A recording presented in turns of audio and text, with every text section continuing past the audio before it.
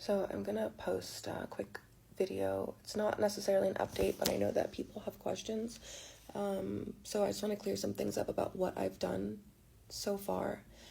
After the crime took place, after the kidnapping took place, I've been working with lawyers, and the embassy is involved and law enforcement is involved, and it's just a matter of time until we're able to successfully recover my baby.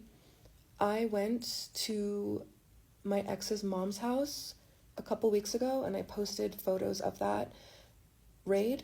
My baby's belongings were in the house. My baby's crib was in his mom's closet, my ex's mom's closet, so my baby's been sleeping in the closet.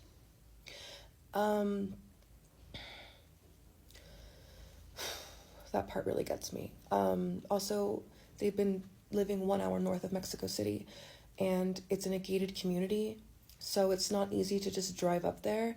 They need search warrants, which we were issued a search warrant for the mom's house. However, when we did that raid, like I said, my baby's belongings were there. My ex's phone was on the bed, but in like the 5 to 10 minutes that it took for my ex's mom to open the door, they were gone. Because he has family members in this gated community.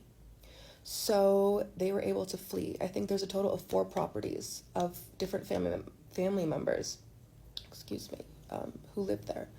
So we were not able to recover him. We were there for about 2.5 hours and left empty-handed. Luckily, my lawyer was able to get me full custody, but they're still refusing to return him. And they know that we're looking for him. They know that they're supposed to return my son, and they know that we're supposed to go to court, but they won't. So if someone is getting on here and saying, I don't believe you, because that's what someone told me, you're not crying, so I don't believe you. Well, if I'm crying, I'm unfit, I'm crazy, I'm emotional. If I'm not crying, if I'm strong, if I'm trying to be coherent and get my story across, then I'm just cold and I don't care. Women can't win. And there's unfortunately a level of emotional disconnect that I need to have when I'm talking about this so that I can remain calm and rational and clear so that people can understand me. So I'm not going to validate that any further. That's all I wanted to say. And so moving forward, we are still doing investigations on the family, and also there are just things that I can't say on here because his family and his friends are watching. And of course, they're not saying anything. No one's doing the right thing. I believe that my ex, Jose, is trying to feed this narrative that I am crazy.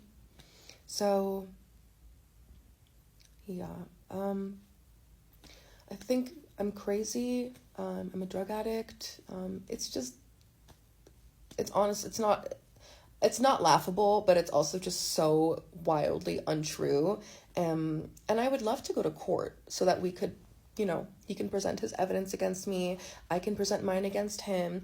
The courts can do a drug test. They can do a psychological evaluation on me. None of this has happened. It's because they don't have anything and they're trying to justify taking my son.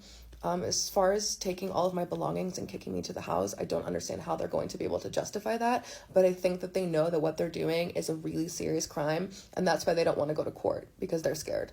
So that's all I'm going to say, and I'm not going to stop until I get my baby. Thank you so much for everyone who's been supporting me, all the comments. I'm reading every single one, and I just want to thank you from the bottom of my heart.